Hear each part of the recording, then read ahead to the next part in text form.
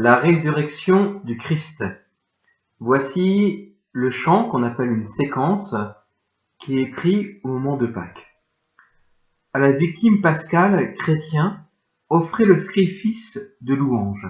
L'agneau a racheté les brebis. Le Christ innocent a réconcilié l'homme pécheur avec le Père. La mort et la vie s'affrontèrent en un duel prodigieux.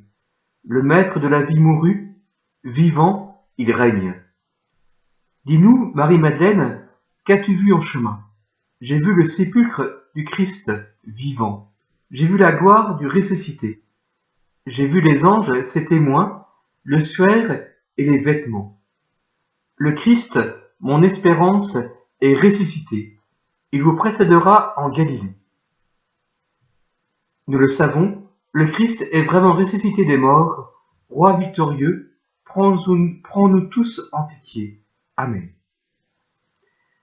La résurrection est le point culminant de notre foi, c'est le point central de la foi catholique. La création est une œuvre merveilleuse. À partir de rien, Dieu crée cet univers, et la résurrection est une œuvre encore plus grande, puisqu'il recrée un corps qui est mort. Même la matière est touchée par Dieu. Dieu ne concerne pas que l'esprit, il concerne la matière.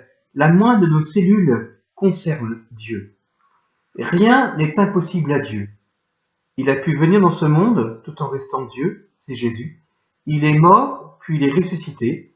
Ce n'est pas impossible à Dieu de faire cela. Si nous doutons de la résurrection, écoutons cette phrase de Pierre Goursat. Doute de ton doute et foi dans ta foi. Cette vidéo aura 3 parties. La première concerne la résurrection en elle-même. La seconde, le comment de la résurrection. Et la troisième partie, les conséquences de la résurrection.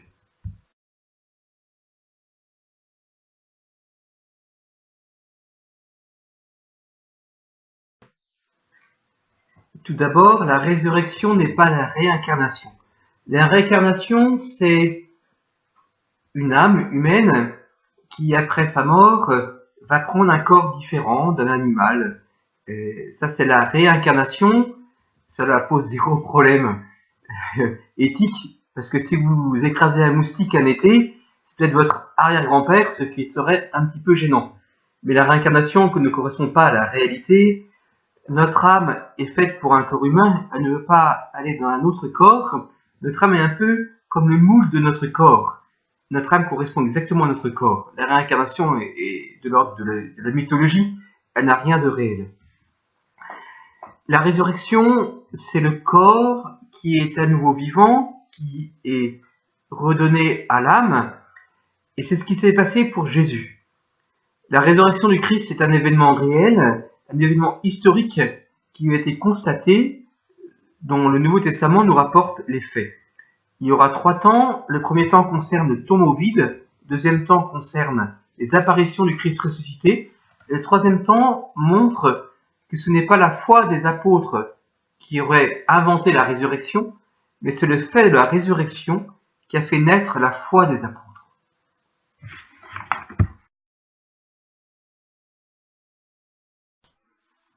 Le tombeau vide.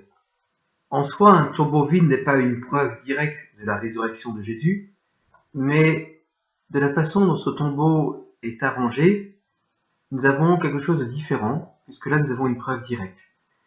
Dans l'évangile selon saint Jean, chapitre 20, les disciples que Jésus aime entrent dans le tombeau vide. Il voit les linges gisants, il vit et il crut. Cela veut dire que l'état des linges montre qu'il s'est passé un phénomène surnaturel, que Jésus n'a pas été enlevé du tombeau, mais qu'il est ressuscité. Pour le comprendre, nous avons le témoignage du Saint Suaire. Le Saint Suaire montre l'image du crucifié, mais l'image est faite de telle façon que le corps a traversé le linge n'a pas été arraché du corps, ce qui aurait déformé l'image et les traces de sang. Et on peut penser que ce Saint Suaire, et puis d'autres linges, ont montré à Saint Jean que le corps de Jésus n'a pas été retenu par les linges, mais il est vivant ressuscité, il a traversé ces linges. Je fais une petite remarque sur le Saint-Suaire. La plupart des analyses vont dans le sens d'une relique réelle du suaire qui a entouré le corps de Jésus. Par exemple, les pollens qui ont été retrouvés sur ce Saint-Suaire sont des pollens de la région de la Palestine. Le Saint-Suaire aussi donne une image du crucifié en négatif, ce qu'on ne se connaissait pas avant il y a quelques dizaines d'années. En plus, cette image est en 3 dimensions. Si nous donnons une valeur à chaque point de l'image en fonction de sa couleur, on a une image en 3 dimensions du Christ. Ensuite, nous avons aussi de nombreux détails de la Passion qui sont vérifiés médicalement. Alors, il y a le carbone 14. L'étude du carbone 14 montre un âge plus jeune que le 1er siècle, mais cette étude peut être comprise différemment, car on peut imaginer qu'il y ait un enrichissement en carbone 14 pour la résurrection, ce qui rajeunit l'image.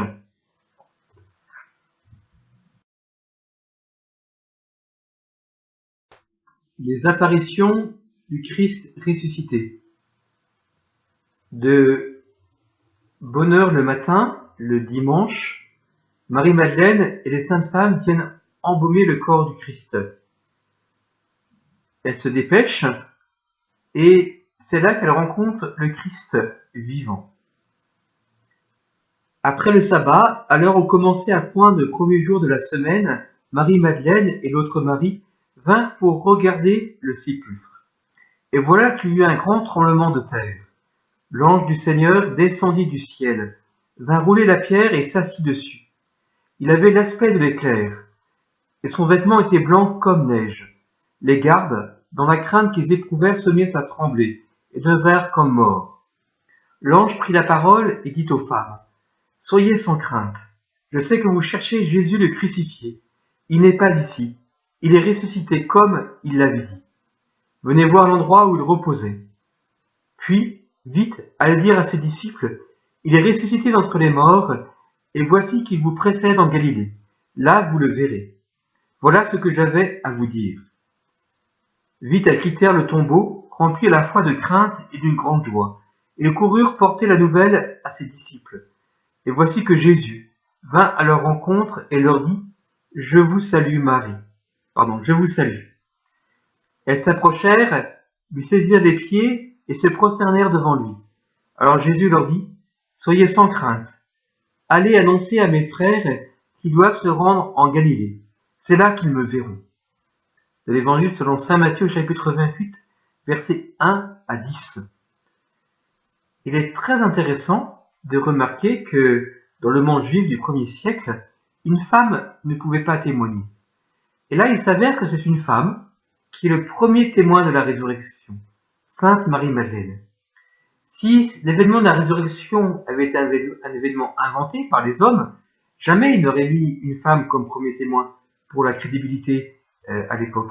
Et bien là, nous avons une femme qui est témoin de la résurrection, et c'est comme cela que c'est écrit, puisque le but, c'est de montrer ce qui s'est vraiment passé. En plus, nous savons, grâce à saint Paul, que plus de 500 personnes ont vu Jésus en une seule fois, ressuscité. Donc la résurrection de Jésus a eu de nombreux témoins. C'est un événement bien réel, historique.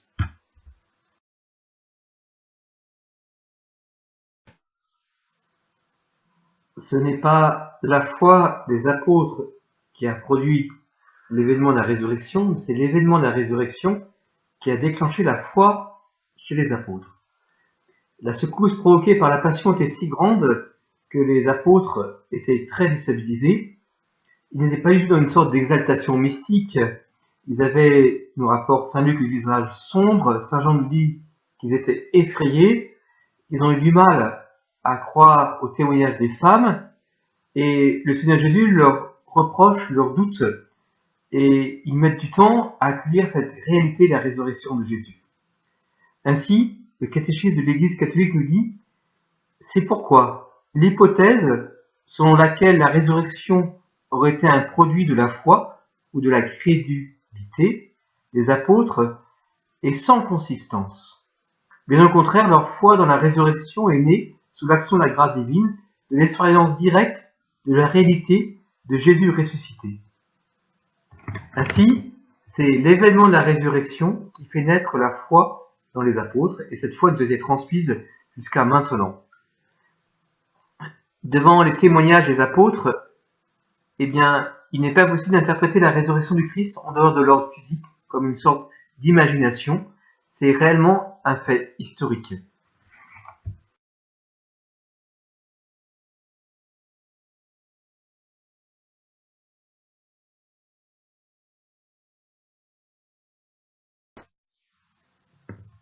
Le comment de la résurrection. Tout d'abord, le corps ressuscité de Jésus est bien le même corps qui a été crucifié.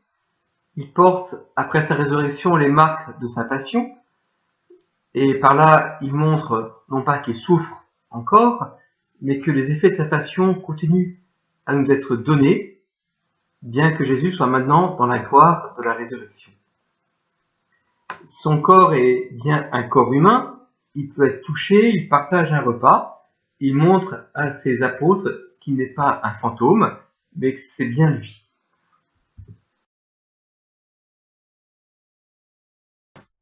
Le corps du Christ est bien le même, mais il est transformé, c'est un corps glorieux ressuscité. Il, notamment, peut traverser un mur ou une porte, puisqu'il peut rentrer et apparaître dans un endroit qui est clos.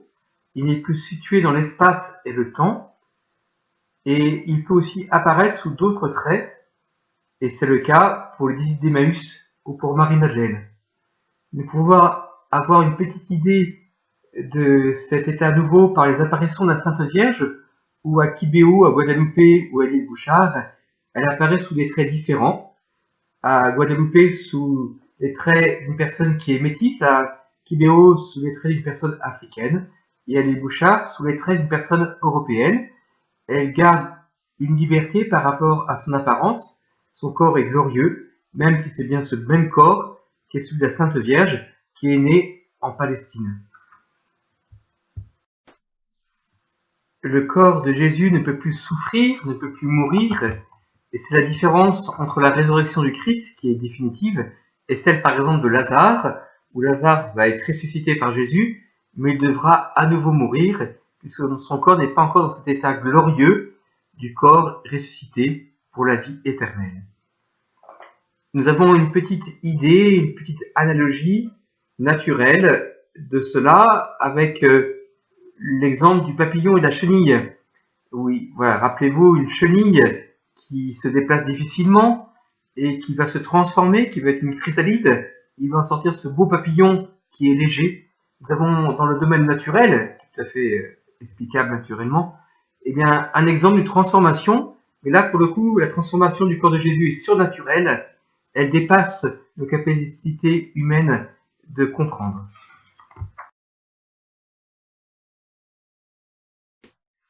La résurrection de Jésus avait été annoncée dans l'Ancien Testament et par Jésus lui-même. L'événement de la résurrection est historique et en même temps il transcende l'histoire, il traverse l'histoire, il nous concerne chacun. Dans une troisième partie, je parlerai des conséquences de la résurrection de Jésus pour nous. Et nous avons cette mission de pouvoir diffuser autour de nous la bonne nouvelle de la résurrection. Nous participons ainsi à cet événement historique par l'évangélisation. La résurrection est une œuvre divine, c'est l'œuvre de Dieu. C'est pour cela qu'elle concerne l'histoire entière. C'est le Père qui ressuscite Jésus. C'est Jésus qui ressuscite avec sa propre force divine. Il dit « Je donne ma vie pour la reprendre, j'ai le pouvoir de la donner et le pouvoir de la reprendre. »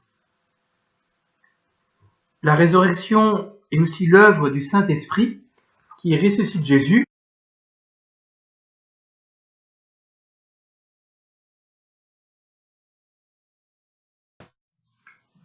Et les conséquences de la résurrection sont importantes. Tout d'abord, la résurrection confirme la vérité de la divinité de Jésus. Quand saint Thomas est témoin de la résurrection, il voit Jésus ressuscité et il dit « Mon Seigneur et mon Dieu ». Cette résurrection du Christ a des conséquences aussi pour notre propre résurrection. C'est le principe est la source de notre résurrection future. Quand Jésus reviendra dans la gloire, nous pourrons ressusciter. Un jour, un moine nous recevait et il avait enlevé ses lunettes pour qu'on le reconnaisse quand il sera ressuscité. Puisque quand nous serons ressuscités, eh bien, notre corps n'aura plus ces difficultés de santé et notamment, nous n'aurons plus besoin de lunettes. La résurrection aussi est pour nous source de joie. La mort est vaincue. Le Christ est toujours avec nous, avec son corps glorieux. Il le montre aussi parfois par les guérisons du corps, dans les miracles, et aussi les guérisons de l'âme. Puisque le Christ nous donne, grâce à sa résurrection, l'adoption filiale, nous devenons ses frères.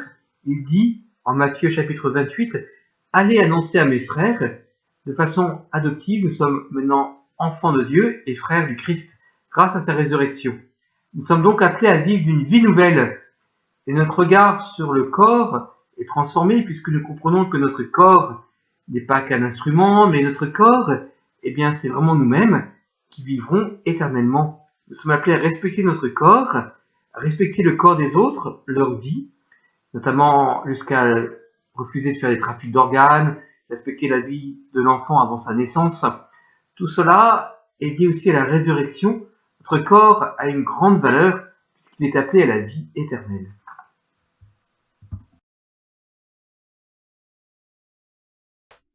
Nous avons vu que la résurrection du Christ est un événement bien réel, que cette résurrection nous concerne, que la transformation du corps du Christ sera aussi la nôtre, qu'il reviendra dans la gloire. Quand Jésus reviendra dans la gloire, ceux qui l'auront choisi durant cette vie, à ce moment-là, eh bien, ressusciteront avec le corps glorieux, et ceux qui, hélas, refuseront le Christ, ressusciteront avec un corps pour la souffrance.